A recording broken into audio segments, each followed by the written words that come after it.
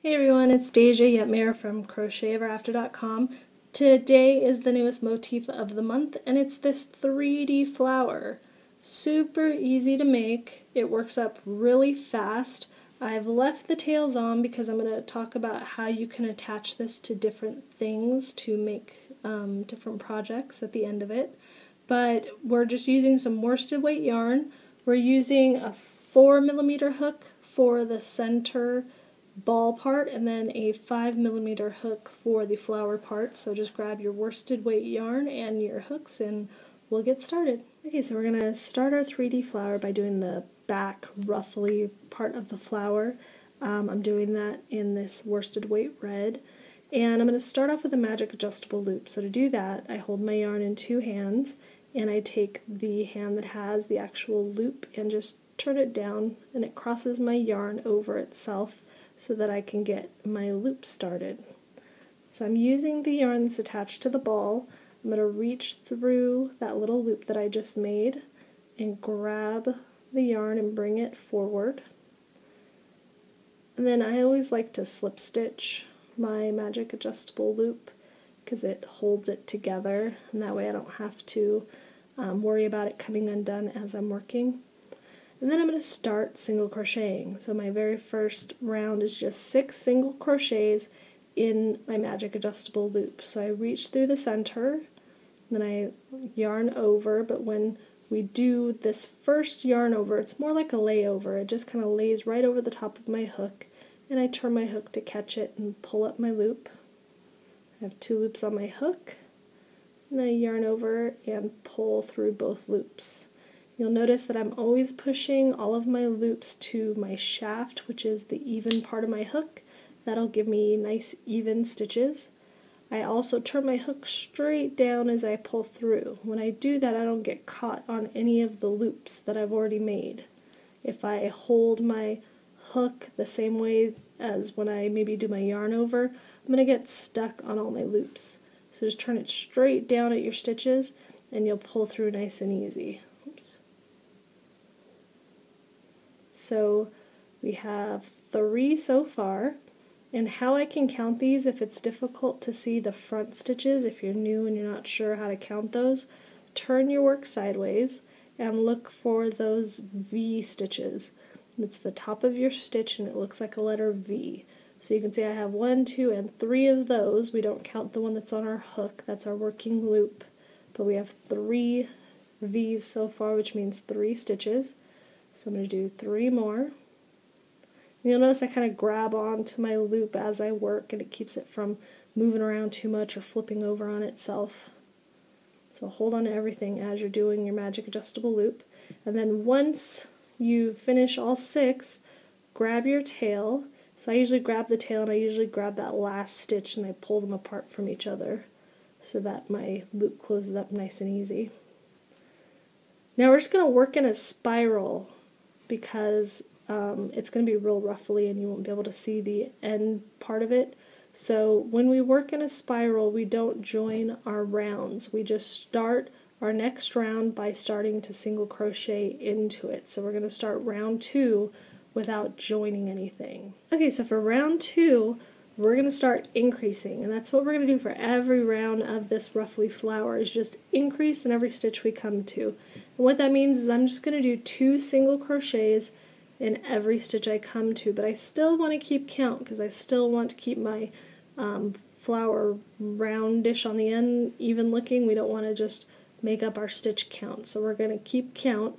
So if you're not sure where you're supposed to be placing your hook to begin your next round, use your V stitches again and count backwards, because we made 6, so we need to work into the very first single crochet we made. So we can just count backwards 1, 2, 3, 4, 5, 6 to find that very first one.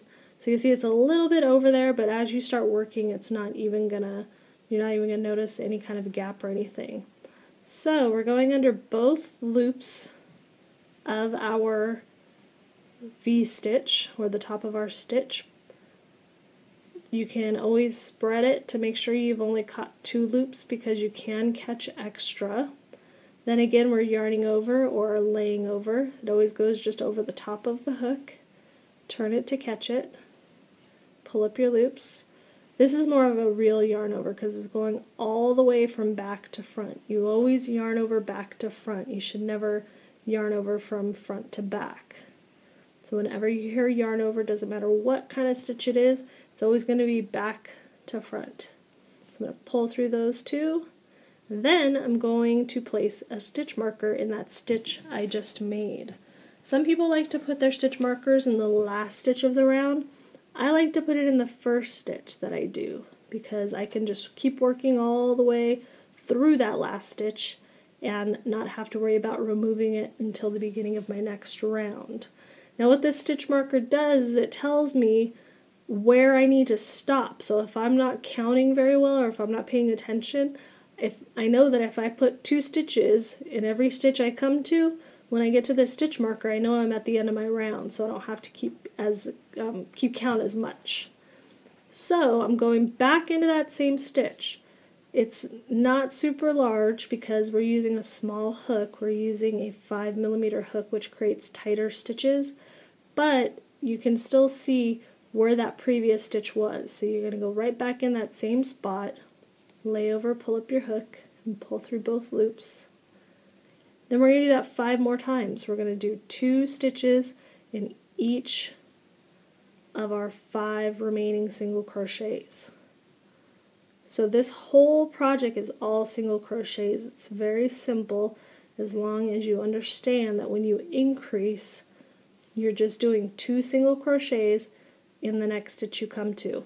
If it's difficult for you to see where to put your hook, remember, just turn your work sideways and you have that top of your stitch that looks like a V. It's upside down right now, so it's kind of like a little mountain.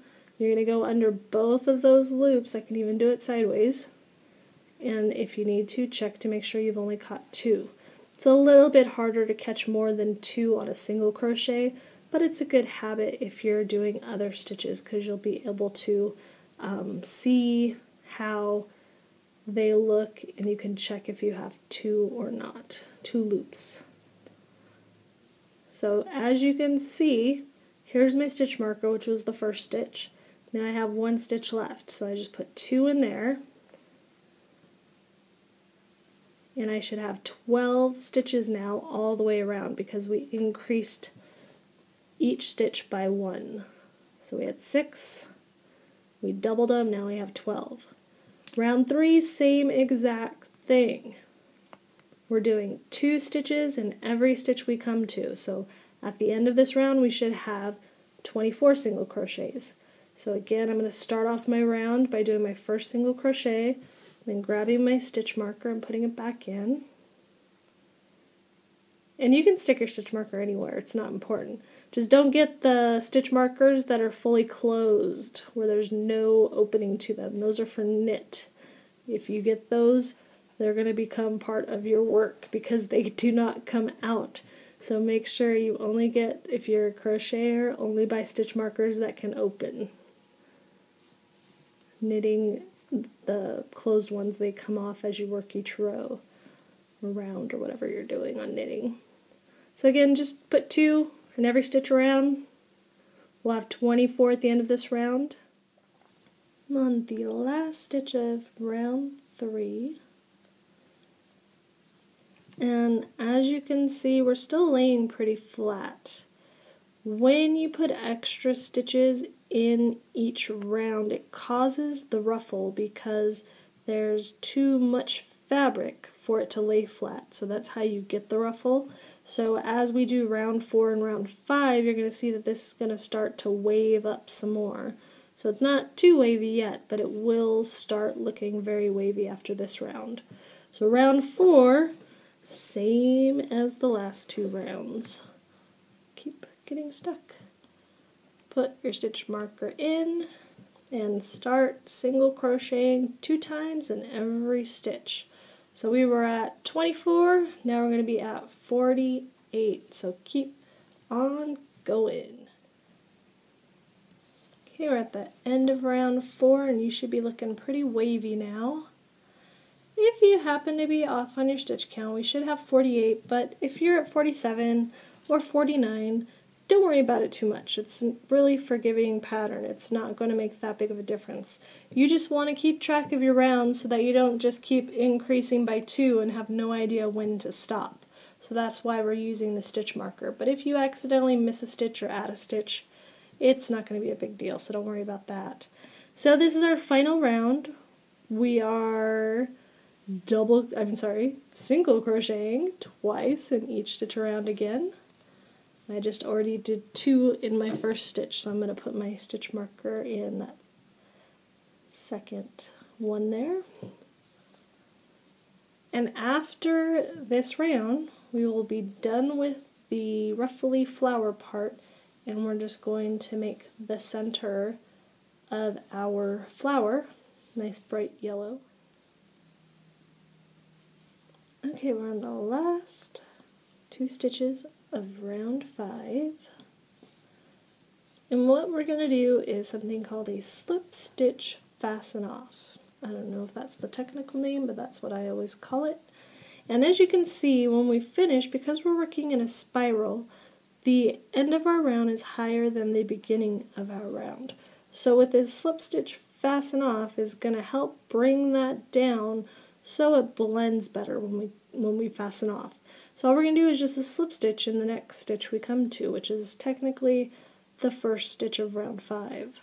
So we're going to pull through and just slip stitch that closed, and then I always do a chain to fasten off instead of making the big hole and pulling the tail through. My scissors.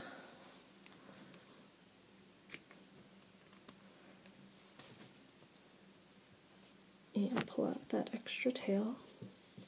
And now we have finished the front part of our ruffly flower. So now all we need is our center seed. I wouldn't really call it a seed actually, but it's going to be kind of like a seed pod when we're done. So we're going to grab our yellow yarn and we're going to switch out hooks. So we're going to trade our 5mm for a 4mm. So grab your 4mm hook and we'll do the middle part of our flower. Okay, I got my 4mm hook. Make sure that you're going off of the millimeter reading for this hook. Sometimes it's a G, sometimes it's a USF hook, depending on the manufacturer, why I'm not sure. So check for the millimeter reading. That's what you want, is the 4mm, and that's the size of the shaft. We're going with a smaller hook because we want our stitches to be even tighter, because we're going to stuff our center and we're actually going to use our extra yarn. So kind of leave a big tail that you can stuff inside of your center. So again, we're going to do the magic adjustable loop, same as we did for the first round. We're going to reach through and do our slip stitch. We're going to do 6 single crochets again. Oops. Make sure you get around all of your strings, yarns, whatever. So this is going to be a smaller hook, which is going to make smaller stitches and tighter stitches. So when you're working this, it's probably even more difficult to count the fronts. So use those side, use your side stitches, your V-stitches to count. Okay, so I got 6. Close that up. Then round 2 is the same as round 2 in our red. We're working in a spiral still, and we're going to do 2 stitches in every single crochet we come to. This first one sometimes can be quite tiny, so I always use my fingernails to get under both loops if I need to. One of the pitfalls of the magic adjustable loop, that first stitch can be pretty small, but once you make your first stitch into it, usually it'll open up and be easier to get into. Again, I'm going to use my stitch marker, so I have to locate it. There it is. These are a little bit more important to keep track of than the ruffle flower because we want to create a little ball.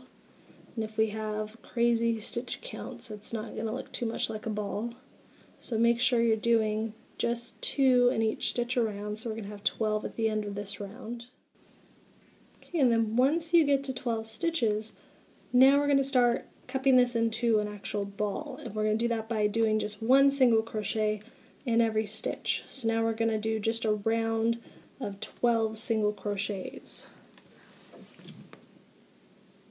And the stitch marker is really handy now because I can just not even pay attention to counting or what I'm doing and just put one single crochet in each stitch.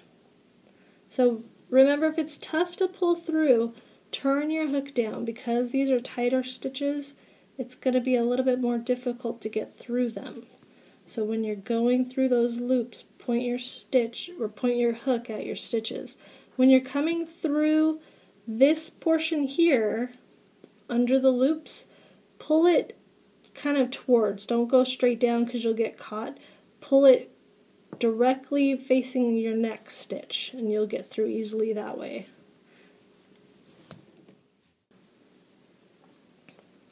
Okay, my last stitch of round 3. Round 4 is just a repeat of round 3. We're going to do another 12 stitches in single crochet. And then we're going to start closing up our round ball thing after this round. Okay, so we finished round 1, 2, 3, 4. Now we're on round 5. This is technically the last round of crochet. We're going to decrease our stitches because now we want to get back to 6 stitches so that we can close this ball up. So to do that, we're going to turn each 2 single crochets into 1. So to do that, I'm going to insert my hook in the next stitch I come to, yarn over and pull up a loop, and then I'm going to stop and I'm going to go into the next stitch I come to and yarn over and pull up a loop. So I have 3 loops on my hook. I'm going to yarn over and go through all 3, kind of just like a half double crochet. And that's going to bring those 2 stitches and turn them into 1. Because this is in the round, it can get a little difficult to work these stitches. Just kind of flatten your ball out and kind of just push them, push your stitches how you need them to get through each of those 2 stitches. You'll kind of twist and turn your ball as you go. It's about the easiest way to get through. So I kind of open up my ball and then I turn it so I can get to the next 2 stitches. And you probably want to put your stitch marker in there just in case, but these are pretty noticeable. These are pretty easy to tell from a regular single crochet because they look slightly different. Okay, 2 more. And then we're going to stuff our ball. And you'll notice when I point my hook down, I get through those stitches nice and easy. This is my last one. Alright, and then I'm going to pull my loop really long. I'm going to cut it because I'm going to use this tail to close up the end of my ball. So make it long enough to weave in real easy and to weave it in through our ball.